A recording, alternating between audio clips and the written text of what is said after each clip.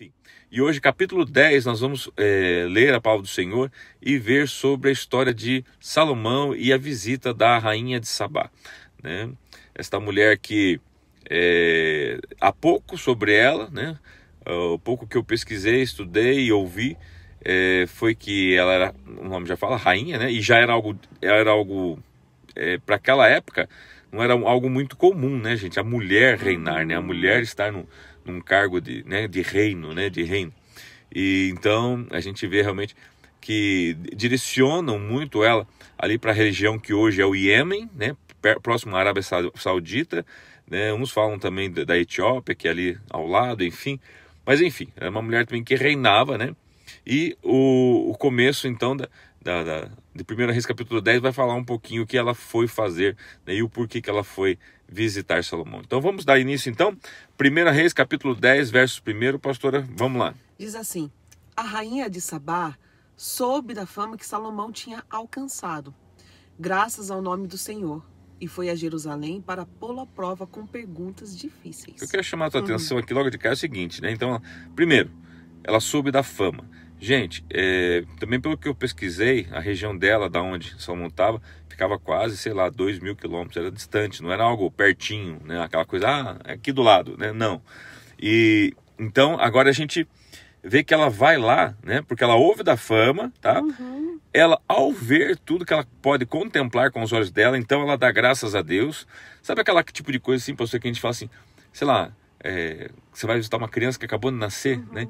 E fala assim, bênçãos a Deus, que criança bonita, né? Às vezes nem é tão bonita, mas é aquela coisa de você reconhecer que existe um Deus ao ver aquela criação, né? Foi mais ou menos, é isso aqui que o texto está querendo dizer, que ela, ao olhar tudo que Salomão, né, administrava, fazia, ela falou, não, né? Graças ao nome do Senhor, né? Graças a esse Deus, né? E daí, só que é o seguinte, o final do versículo primeiro termina dizendo assim que ela foi lá, gente, mas não foi lá só para contemplar, não. Ela foi lá, meio que você for ver, o que significa se pôr à prova? Deixa eu testar esse cara mesmo, deixa eu ver se esse cara é o que todo mundo diz que é, né? Deixa eu ver e vai e faz perguntas difíceis, enigmas. Isso você vai ver alguma coisa mais sobre isso se eu não me engano, acho que 2 Crônicas 9 ou 1 Crônicas 9 fala alguma coisa sobre isso, tá? Você pode dar uma olhadinha lá depois, tá bom? Então vamos lá. Quando chegou acompanhada de uma enorme caravana, com camelos carregados de especiarias, grande quantidade de ouro e pedras preciosas, fez a Salomão todas as perguntas que tinha em mente. Salomão respondeu a todas, nenhuma lhe foi tão difícil que não pudesse responder.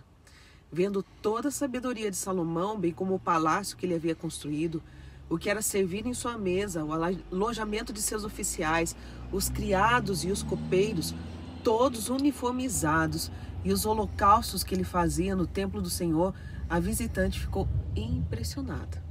Então ela disse ao rei: tudo que ouvi em meu país acerca de tuas realizações e de tua sabedoria é verdade. Mas eu não acreditava no que diziam, até ver com os meus próprios olhos. Na realidade, não me contaram nem a metade. Tu ultrapassas em muito o que ouvi, tanto em sabedoria como em riqueza. Como devem ser felizes os homens da tua corte, que continuamente estão diante de ti e ouvem a tua sabedoria. Bendito seja o Senhor, o teu Deus, que se agradou de ti e te colocou no trono de Israel. Por causa do amor eterno do Senhor para com Israel, ele te fez rei para manter a justiça e a retidão. Quero chamar a atenção, queridos, porque observe que ela contempla tudo. Ela fala dos uniformes. Tudo. Né? Então você vê que... Como mulher, né? Detalhista. Eu tava procurando um jeito para dizer isso. Deixa que eu falo. Isso, né? Obrigado. Mas bem isso, né? Então, detalhista, né? Pontual, ela vê as mínimas coisas, tá? Você vê que ela falou assim que ela não estava acreditando muito no que ela ouvia dizer lá no país dela, né? Que você vê como a fama dele chegou longe, né? Mas que agora ela podia contemplar e ela viu que não era nem metade, né, do que falavam. Realmente, né, ele tinha uma sabedoria, tinha toda uma riqueza muito grande, tá? Mas eu quero chamar a sua atenção, ela fala assim, da importância, do versos 8, ela fala assim, como devem ser felizes os homens da tua corte. Então ela ressalta, né, que por ele ser um rei tão sábio, né, então subentende-se que as pessoas que estão ao redor dele, né, também são abençoadas. São abençoadas por isso, né? Então, o versículo 9, então, acho que encerra o primeiro bloco, porque ela conclui dizendo assim, bendito seja o Senhor, o teu Deus. Então aqui ela glorifica a Deus.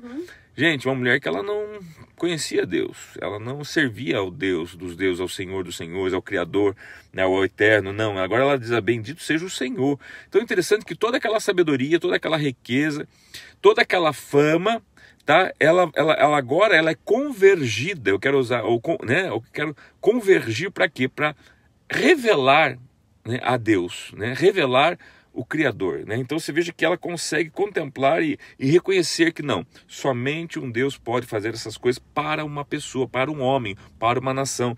Então bendito seja o Senhor teu Deus que se agradou de ti e te colocou no trono de Israel. Por causa do amor eterno do Senhor para com Israel, ele te fez reis para manter justiça e retidão. Observe que ela conclui dizendo assim, ele fez isso para manter justiça e retidão. Gente, sempre ressaltando, se você sempre vai ver isso, a justiça é algo que sempre vai acompanhar Deus. É a base do trono dele, né? É a base do trono, tá? Dele. E automaticamente, havendo justiça, se revela também retidão. Tá? Então, assim, quer agradar a Deus, né? Busque justiça, busque andar reto, tá? Porque são atributos, características de um governo real. Quando eu digo real, é real mesmo, não de realeza, mas real de verdadeiro, né? Que Deus está guiando o seu povo, tá bom? Vamos lá dar continuidade. Então agora que ela vai começar a descrever mais coisas, né, que ela observa ali, mas agora são mais características. E ela deu ao rei 4.200 quilos de ouro e grande quantidade de especiarias e pedras preciosas.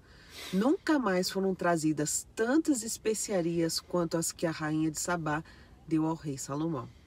Os navios de Irão, que carregavam ouro de Ofir, também trouxeram de lá grande quantidade de madeira de junípero e pedras preciosas. O rei utilizou a madeira para fazer a escadaria do templo do Senhor e a do palácio real, além de harpas e liras para os músicos. Nunca mais foi importada nem se viu tanta madeira de junípero. Eu nunca vi falar nem nessa madeira, né? Também não. O rei Mas deve ser uma coisa rara. Deve ser muito raro. O rei Salomão deu à rainha de Sabá tudo o que ela desejou e pediu, além do que já lhe tinha dado por sua generosidade real. Então ela e os seus servos voltaram para o seu país. Ok? Gente, então aqui, né, a gente vê o retorno dela para o país dela, não de mão vazia. E olha que ela veio trazendo presentes. Mas ela conseguiu ir com mais presentes ainda, né? Porque ele conseguiu abençoar ela mais ainda. Diz que deu a ela tudo o que ela desejou. Sabe o que é isso, gente? Gostei disso aqui. Nossa, que lindo tudo isso. Tudo o que ela desejou. Ele não reteve nada, ele não, né? E então agora sim vai falar sobre todo o esplendor do reino, né, de Salomão. Agora sim vai começar então a mostrar todo o ouro, toda riqueza, madeira, os detalhes, trono, imagem de leão, enfim, dá uma descrição, tá? E eu peço que você nos dê aí mais alguns minutinhos. Veja só, vamos lá. O peso do ouro que Salomão recebia anualmente era de 23.300 quilos. 23 toneladas, irmãos, né? Às vezes a gente vê aquelas barrinhas de 1 quilo, né? Imagina 23.000 quilos por ano. Era muito ouro. Fora os impostos pagos por mercadores e comerciantes, por todos os reis da Arábia e pelos governadores do país. O rei Salomão fez 200 escudos grandes de ouro batido, utilizando 3,6 kg de ouro em cada um. Também fez 300 escudos pequenos de ouro batido, com 1,8 kg de ouro em cada um. O rei os colocou no palácio da floresta do Líbano. O rei mandou fazer ainda um grande trono de marfim revestido de ouro puro. O trono tinha 6 degraus e o seu encosto tinha parte alta arredondada. Nos 2 lados do assento havia braços, com um leão junto a cada braço. Havia 12 leões nos 6 degraus, um em cada ponta de cada degrau. Nada igual havia sido feito em nenhum outro reino. Todas as taças do rei Salomão eram de ouro, bem como todos os utensílios do palácio da floresta do Líbano. Não havia nada de prata, pois a prata quase não tinha valor nos dias de Salomão. O rei tinha no mar uma frota de navios mercantes com os navios de Irão. Cada 3 anos a frota voltava trazendo ouro, prata, marfim, macacos e pavões. O rei Salomão era o mais rico e o mais sábio de todos os reis da terra. Eu chamo a sua atenção esse verso 23, né? Fica bem claro. O rei Salomão era o mais rico e o mais sábio. Tá? Aqui, gente, a gente vê que uma coisa chama a outra. Porque ele pediu o quê? Ele pediu sabedoria. mas ele, por causa da sabedoria, ele se torna, né, mais rico, né? E a gente vê que em nenhum momento, né, as coisas que ele fez, produziu, tá?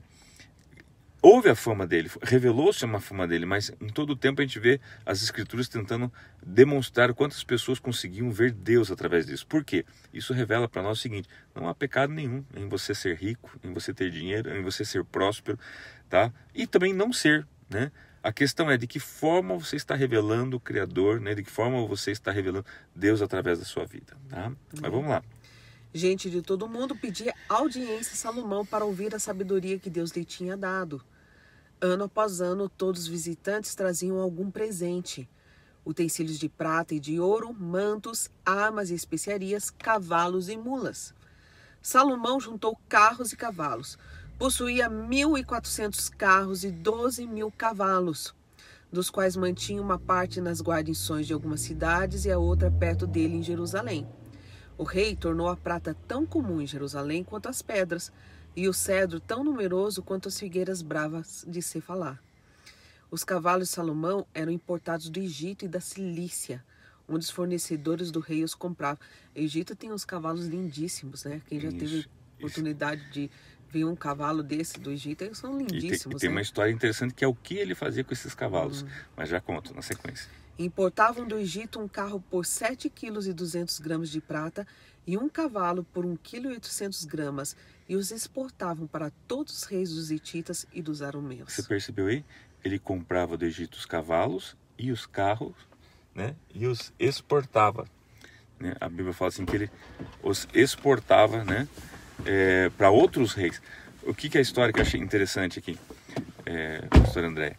Ele pegava, ele comprava, daí juntava o cavalo com o carro, né, fazendo uma espécie realmente de... É quase que ele criou a concessionária, né, dele da época, irmãos, de carro.